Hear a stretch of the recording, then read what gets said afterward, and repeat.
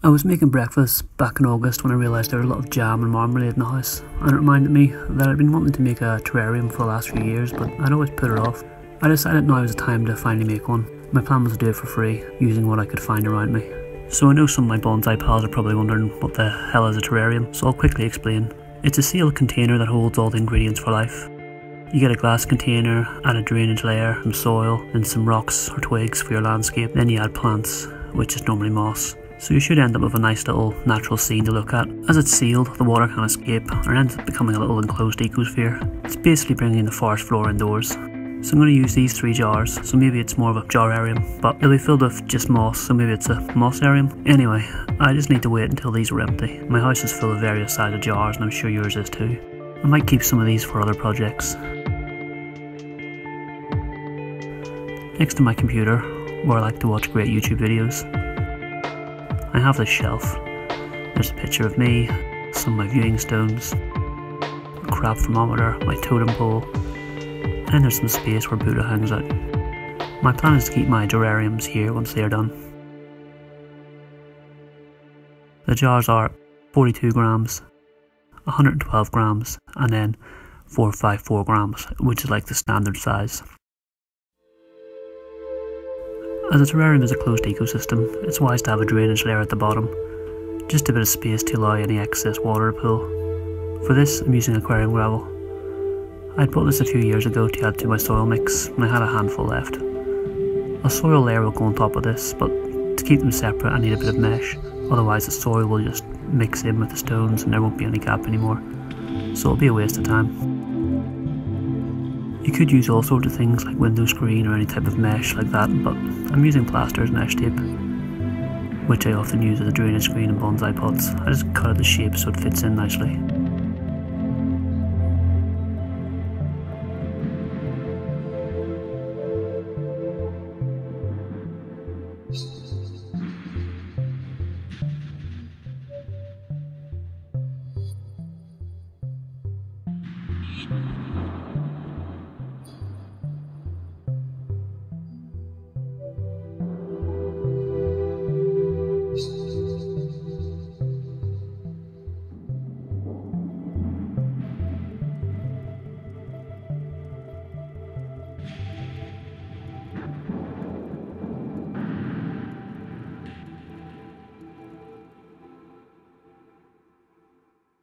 Now for the soil layer, but before we get going, my camera had a bit of a nightmare and deleted loads of footage before it was saved, so my documentation of this section is a bit off, but hopefully you'll understand what's happening. But anyway, the substrate will be a variation of my usual bonsai soil, which you can see now. Right now it's equal parts perlite, molar clay and compost. I didn't want that much compost, and I didn't want any perlite at all, as I didn't want the white colour, so I got the tweezers out and separated the soil.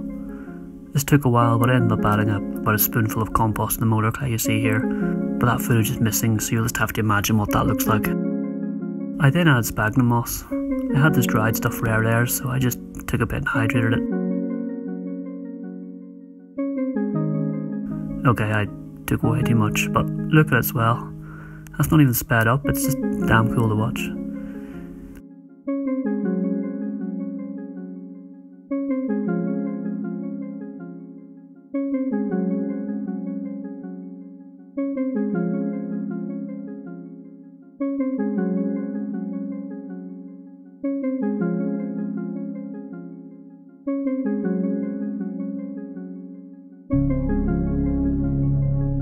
You will keep seeing I've put everything in yogurt pots. I have used this as my measuring cup as such. 1 pot will equal 1 part. I'll be showing you the full breakdown of how much I added to each component at the end, but I'll be using 2 parts sphagnum. As you can see, I've definitely got more than 2 pots worth here. The next ingredient is sand.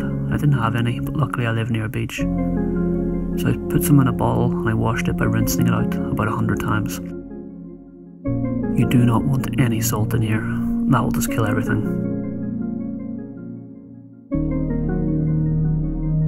I just let it dry out and it was eventually ready to go.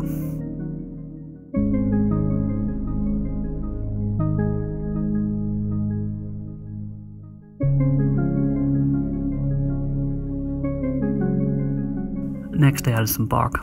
Pine bark would probably be best, but I didn't have any. but this old fir tree was lying around outside, so I took chunks of bark from it. It should work just fine. I then cut these chunks down further into little bits.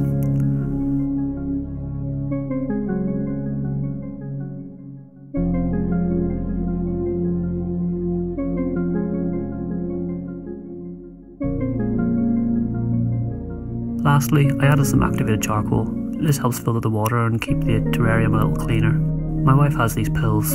Don't ask. They've gone out of date, but I'm sure they're fine for this. I just broke some open and added the powder to the mix. So my epic footage of all the yogurt pots getting added together is gone, but this is what it looks like now, and here's the ratio of what I used.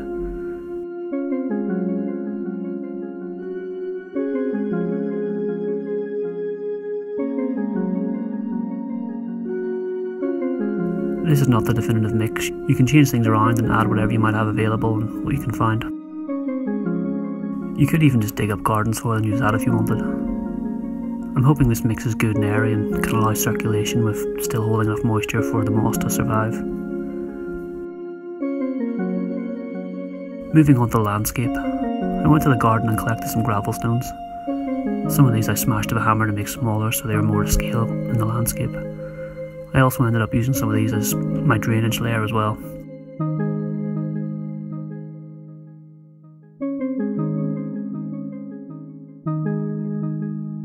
I also went to the beach and collected some larger stones that could be used in some of the larger jars.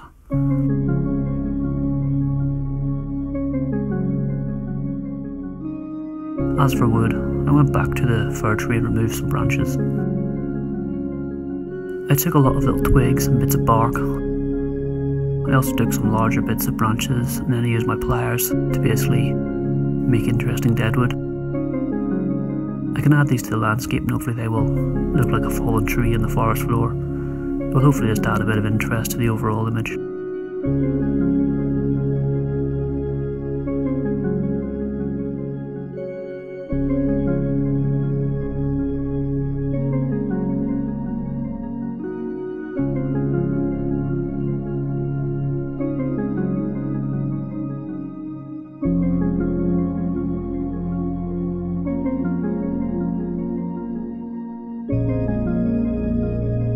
So all these ingredients were all free.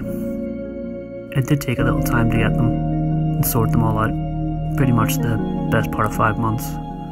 But nature is slow and you have to be patient to enjoy it.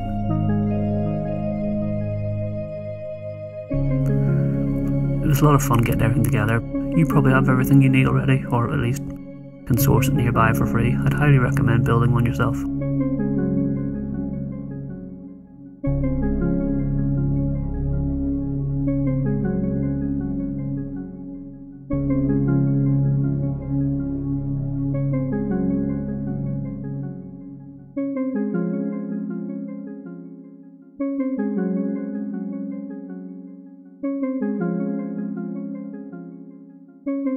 Lastly, and most difficultly, I had to get some springtails. They are little insects that help keep mold at bay and just help keep the ecosystem clean. They only cost a few pounds on eBay, but this is a free terrarium, so I went and got some. I often see a few on my indoor bonsai pots and drip trays. They like the damp soil, and when I water the trees they get washed out, so I sucked them up and collected them. I put them in this pot with coal. Yeah, it's meant to be charcoal, but I only had coal. Anyway, you see there's a few wandering around. They were left to grow and reproduce and become a strong colony, which seemed to take for ages. I ended up adding some soil for my pots. It was easier to catch them that way. They also eat mold, so don't panic about seeing that. It's meant to be there. So that's pretty much everything I need. Only moss is left, but hopefully you've already seen the video about my moss. You should watch it if you haven't. I took a lot of the moss from this container to make the terrarium. I just used tweezers to pull out the little clumps. So now I could finally put it all together. Here are some of the tools I used. Hopefully you can see the line on the glass. You don't want that being in the front of the jar and wrecking your view, so be sure to hide that near the back. I started adding my drainage layer of gravel. The whole build was very fiddly and also difficult to video. I just couldn't get a good angle for the light. It was either too dark or kept reflecting back too much, or even worse, I just got in the way. So hopefully throughout this you can see what's happening.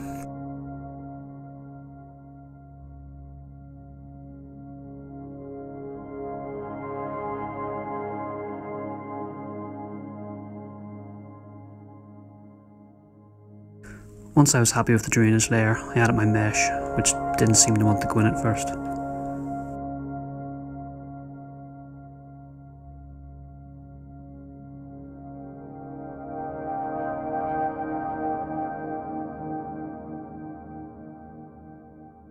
I then added the soil layer.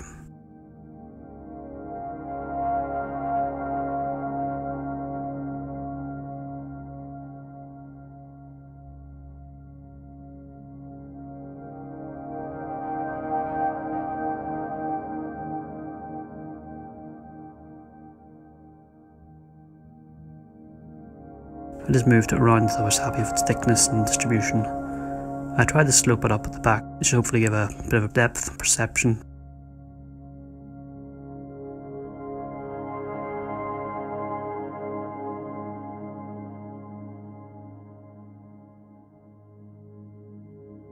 Now I played around with some of the stones to make some sort of rock or boulders on the forest floor.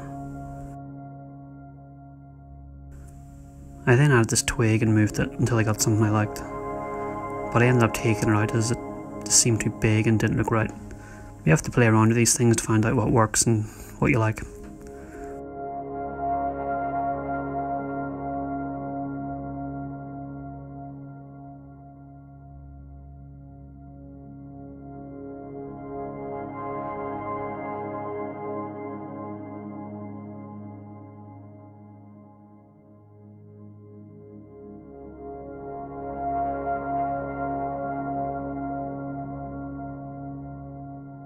I added some water on my Springtails. I didn't record that part as it was too fiddly and frustrating. The jar was only about 4 centimeters tall and 4 centimeters wide, so it was quite the struggle to get them in there. But I got a few in. I then added little clumps of moss on my tweezers. You can't really see that at all though, but I just played around with it until I got what I liked.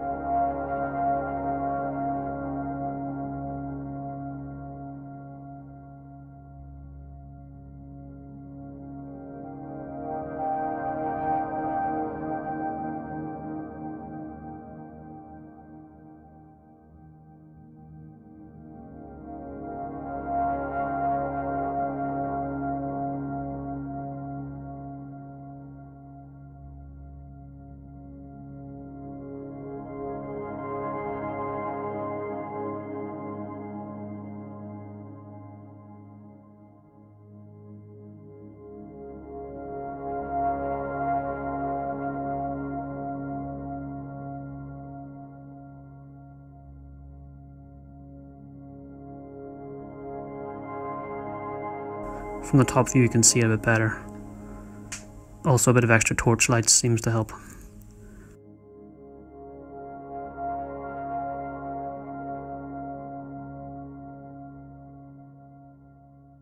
I just used a cotton bud to wipe away any of the dirt that had been sprayed up the side.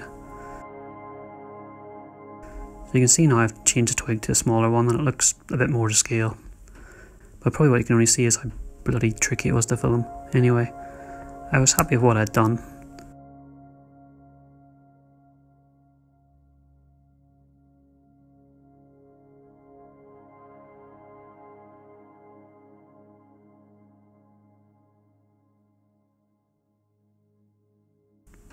So I took a bit of plastic bag and put it in between the jar and the lid. This was just to help make it airtight and make sure the lid didn't rust or anything. Then I just trimmed the excess.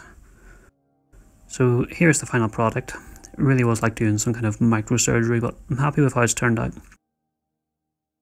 I haven't done the other 2 jars yet and I need to let my springtail population regrow before I can do it. So look out for parts 2 and 3 where we're building some of these jars at some point.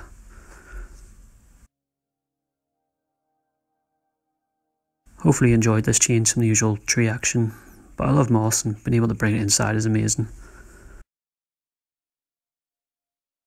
Thanks for watching, see you next time.